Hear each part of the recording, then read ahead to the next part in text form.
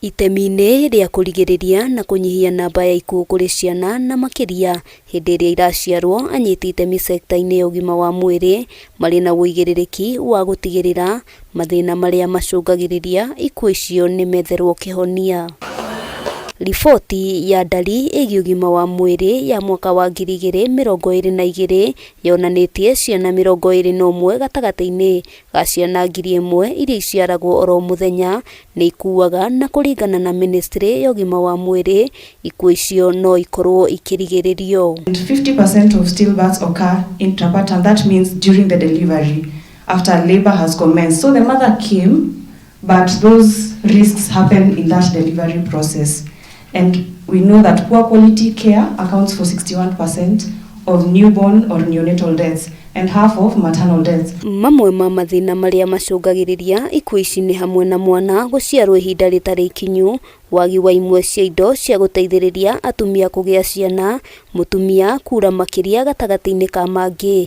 Anyiti itemi magĩtarĩria mathĩna maya nĩ megũkorwo magĩtangĩkĩrwo nĩguo gũthara mĩoyo ya ciana. Lack of emergency and essential drugs, including oxytocins and uterotonics.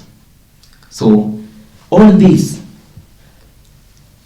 points to issues of quality of care in our facilities. Kaunti ya Kirinyaga, Migori, Wajir, Murang'a hamwe na kaunti ya Baringo nĩ gatagatĩ-inĩ ga kaunti iria irĩ na namba nene ya ikuũ cia ciana.